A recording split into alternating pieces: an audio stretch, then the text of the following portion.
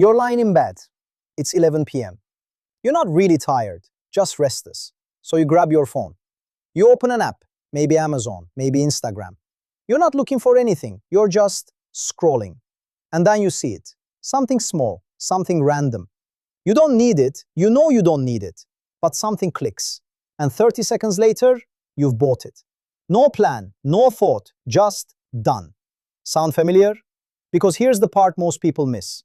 It was never about the item. It was about what you were feeling in that moment. Let me paint a picture. It's a Tuesday. Work was long. Maybe a meeting went badly, or you just felt that low-grade stress that doesn't have a name. You come home, you sit on the couch. You're not sad exactly, just a little off. So you scroll. And scrolling turns into browsing. And browsing turns into, oh, this is actually a good deal. And before you really think about it, it's done, ordered, on its way. For about 2 minutes, you feel better. Then you feel kind of neutral again, like nothing happened. The thing you bought, it arrives 5 days later. You use it once, maybe twice, then it sits there. Now, the easy thing to say here is, you're bad with money. You have no self-control. You need to be more disciplined.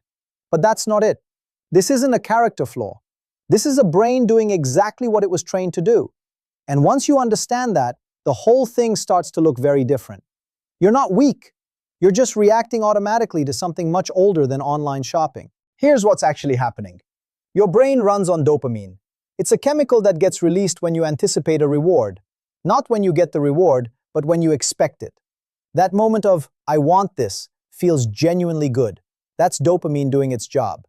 The problem is that online shopping is designed around that window. The scroll, the browse, the add to cart, that's the hit. The delivery is almost secondary. Then there's emotional spending. When you're stressed, tired, bored, or lonely, your brain looks for quick relief. And buying something is fast, easy, and socially acceptable. It's a coping mechanism that doesn't look like one. Layer on top of that something called decision fatigue. By the end of the day, your brain has made hundreds of small decisions. It's genuinely tired. And a tired brain defaults to the easiest option, which is usually, just buy it. Don't think too hard. And finally, instant gratification. We are wired to value right now over later. A small reward today feels more real than a bigger reward in 6 months. That's not weakness. That's how every human brain is built. Shopping apps know all of this. They are built around it, optimized for it, tested against it every single day. Now let's talk about the numbers, because this is where it gets real. Say you spend $25 a week on small unplanned purchases. A random thing here, a deal there, nothing big, just $25. Per week to $25. Per month to approximately $108. Per year to approximately $1,300.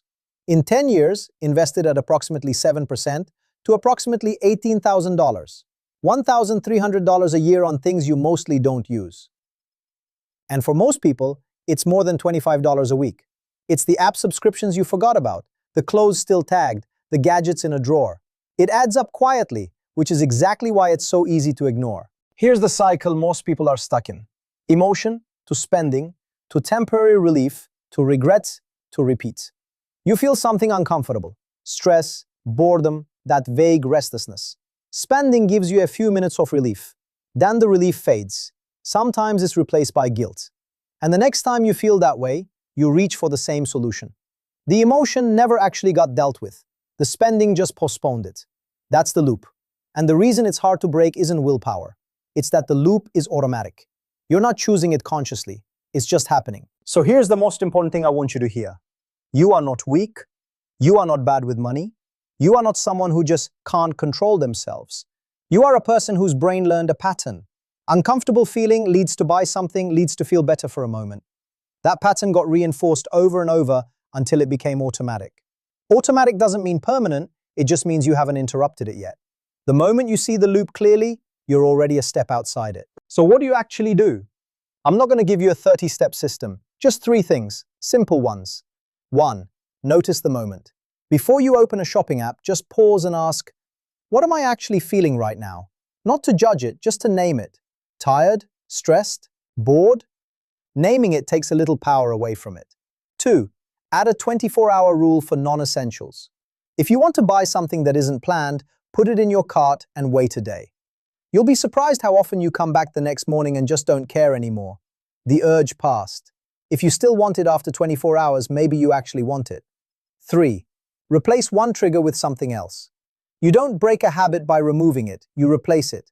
If late night scrolling is the trigger, what's one thing you could do instead for just 10 minutes? A walk, a book, a glass of water.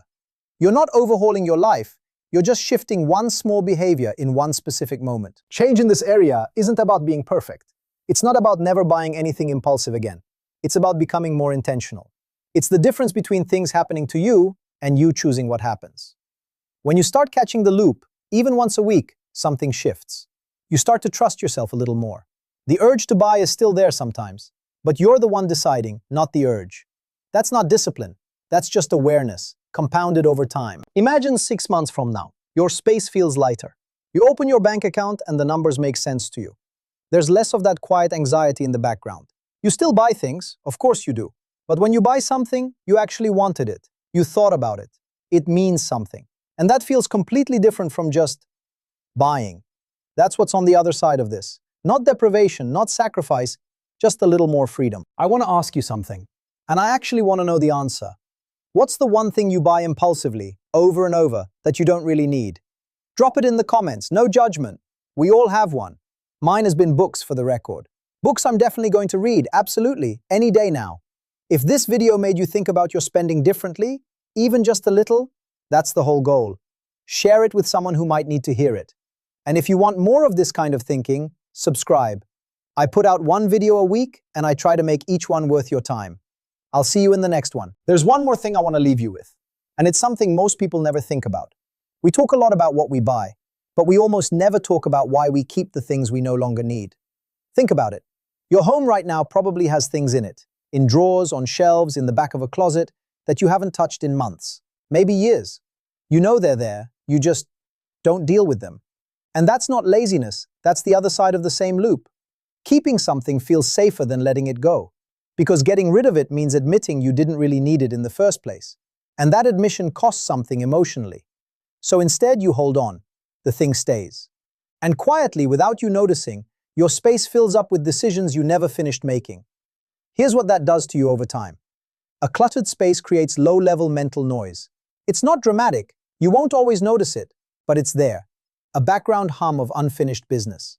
Every item you don't need but haven't released is a small open loop in your mind. And open loops take energy to carry. This is why people who simplify their space often say they feel lighter. Not because they became minimalists, just because they closed some loops. They made a decision finally and moved on. So the work isn't just about buying less. It's about becoming someone who makes cleaner decisions, on the way in and on the way out. Buy with intention. Let go without guilt. That's the full picture. Because at the end of the day, the things you own should serve your life, not the other way around. And when you start living that way, even imperfectly, even slowly, you'll notice something shift. Not just in your bank account, not just in your space, in how you feel when you wake up in the morning. That's worth more than anything in your cart.